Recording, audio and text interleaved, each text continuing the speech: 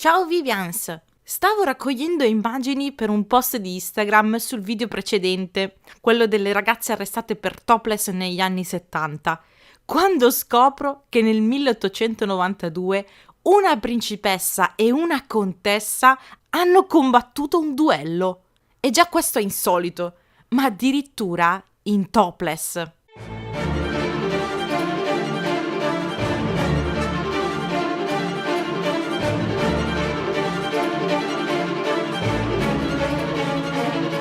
Le due contendenti. Da una parte abbiamo Pauline Metternich, nata a Vienna nel 1836, nipote del diplomatico conte Clemens von Metternich, l'austriaco ritenuto responsabile della restaurazione al congresso di Vienna, dopo la sconfitta e l'esilio di Napoleone. Pauline aveva sposato suo zio, il principe Richard von Metternich, fratellastro di sua madre. All'angolo destro la contessa Anastasia Kilmansegg, discendente da una ricca famiglia nobile russa e consorte del conte tedesco Erich von Kilmansegg, una prima donna che non perdeva occasione di mettersi in mostra agli eventi mondani. Era diventata una star dell'alta società viennese. All'epoca del duello la principessa Pauline aveva circa 56 anni e la contessa Anastasia, era un bel po' più giovane. Aveva 36 anni. Mentre la principessa Pauline era in lutto per la morte del marito, la contessa Anastasia stava praticamente rubando la posizione di Pauline. Il pubblico, chiamiamolo così, era spaccato in due. L'alta nobiltà preferiva Pauline, tutti gli altri Anastasia. Il fiore della discordia. Entrambe le nobildonne occupavano all'interno dell'esclusiva nobiltà viennese una posizione di assoluta preeminenza, il che le portava spesso a confrontarsi e a scontrarsi. Era un continuo ricercare il massimo della popolarità organizzando ricevimenti mondani, eventi di beneficenza spettacolari per attirare su di sé l'ammirazione dell'alta società. L'evento che fece esplodere la loro rivalità fu il Galà di musica e teatro di Vienna del 1892.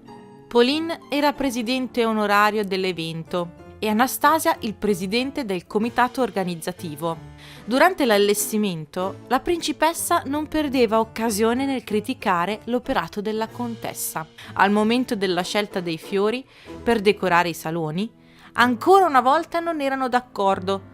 La tensione tra loro aveva raggiunto il culmine. La questione dei fiori era cruciale per stabilire chi avesse l'ultima parola sul gusto dell'alta società viennese. Volarono insinuazioni e insulti, alimentati anche dagli entourage delle due. Così una delle due, non si sa quale, sbottò e sfidò l'altra a duello. Il duello. Alla fine del XIX secolo il duello non era più legale in diversi paesi. Le nobildonne quindi viaggiarono dall'Austria a Vaduz, nel Liechtenstein, per sfidarsi. Il Liechtenstein era un principato indipendente e le contendenti ritenevano che il piccolo territorio avrebbe trascurato un duello illegale di due nobildonne austriache. L'arma che utilizzarono fu lo stocco, un classico dei duelli. Gli stocchi non erano armi da battaglia. Infatti i lati della lama erano quasi privi di spigoli, perché gli stocchi erano destinati a pugnalate rapide. Quest'arma faceva il caso loro, visto che le due nobildonne avevano intenzione di intraprendere un duello al primo sangue, in cui lo scopo era ferire l'avversario senza causare danni significativi. E ora scopritevi il petto! L'organizzatrice del duello era la baronessa Lubinska, che, udite udite, era laureata in medicina e fu proprio lei la responsabile delle mammelle al vento delle nobildonne. La baronessa suggerì alle contendenti di scoprirsi il busto, in quanto nel caso di ferita il tessuto dei vestiti sarebbe stato spinto nel taglio e questo avrebbe potuto causare infezioni e, dato il periodo storico, provocare la morte. Così ordinarono ai loro servi maschi di andarsene e poi si spogliarono fino alla vita per combattere. Nei primi 2 round nessuna delle due colpì l'altra, rischiava di finire in pareggio. Al terzo round però Anastasia riuscì a ferire Pauline al naso. Soddisfatta del suo colpo, la contessa ebbe un attimo di esitazione, che lasciò il tempo a Pauline per sferrarle un colpo al braccio. Le accompagnatrici, chiamate in questo caso i secondi, esaminarono le ferite e stabilirono che la principessa era la vincitrice, perché la ferita sul braccio della contessa era più profonda. Dopo il duello, le sfidanti si abbracciarono e fecero amicizia, sotto il consiglio delle accompagnatrici, che erano anch'esse una principessa e una contessa. Il racconto del duello in topless divenne famoso e venne arricchito di particolari inventati, come il fatto che alcuni uomini avessero seguito di nascosto il duello, interessati alle grazie scoperte delle nobildonne, e quando esse si ferirono accorsero il loro aiuto. Si raccontava che per difendere l'onore delle nobili, la baronessa Lubinska avesse scacciato gli intrusi a colpi d'ombrellino.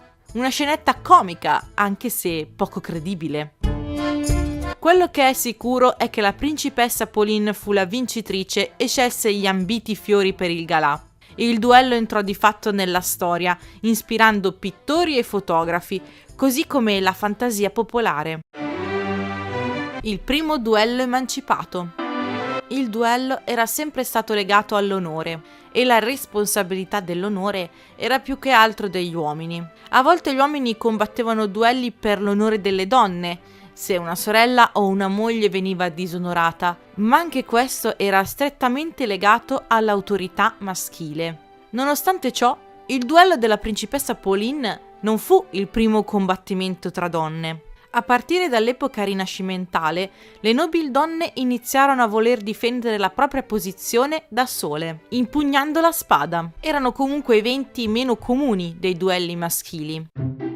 A prova che anche le donne fossero rissose, esiste un manuale del 1467 di Hans Tallofer che spiega come le donne potevano combattere nei duelli. Ma invece di donne che combattevano contro altre donne, Tallofer immaginava che le donne avrebbero combattuto contro gli uomini.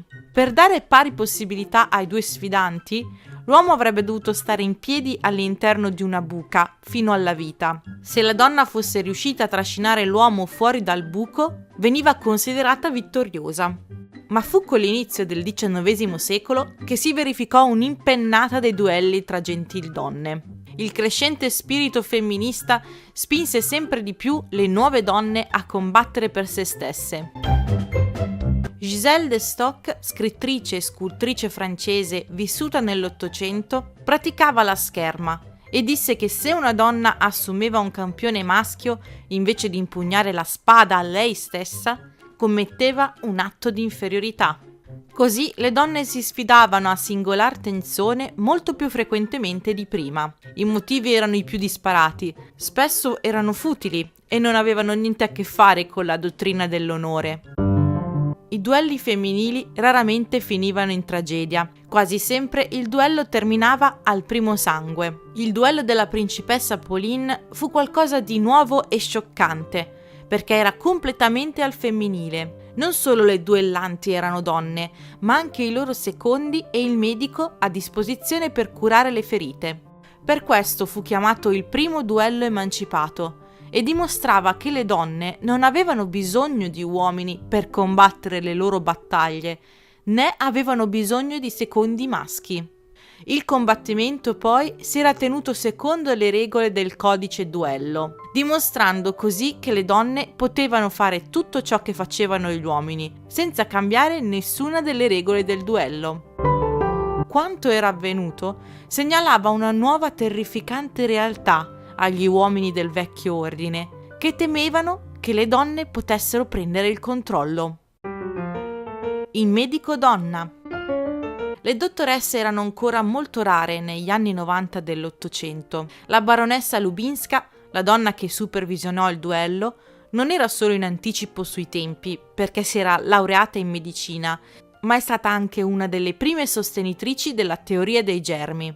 Per questo fece denudare le due nobildonne, perché riteneva che camicie e corsetti potessero essere ricettacolo di germi, che in caso di ferite avrebbero infettato la parte offesa.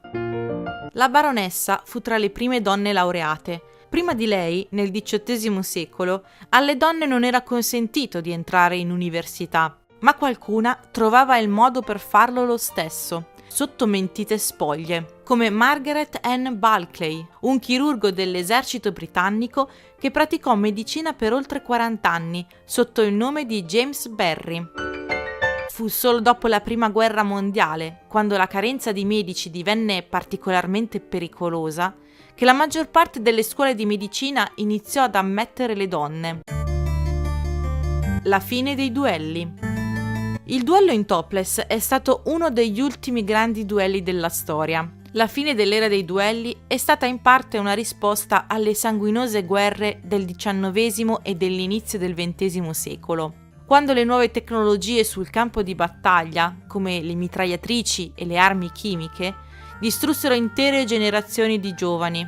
A quel punto i duelli sembravano improvvisamente uno spreco. Il declino dell'aristocrazia cambiò anche la natura del duello. Mano a mano che la posizione sociale diventava più connessa alla ricchezza e meno all'onore o al cognome, gli uomini avevano meno probabilità di sfidarsi a duello. O forse, una volta che le donne ebbero dimostrato di poter duellare come loro, gli uomini non vollero più partecipare.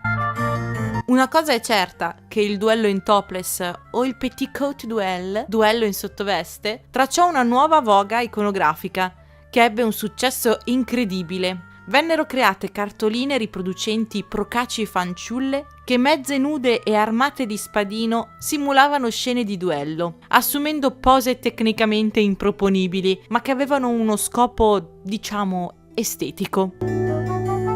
Questa era la bizzarra storia del duello in topless. Vi aspetto su Instagram per immergerci insieme nel passato, con bellissime e curiose foto d'epoca e parlare dei temi che tratto nei video. Alla prossima, ciao!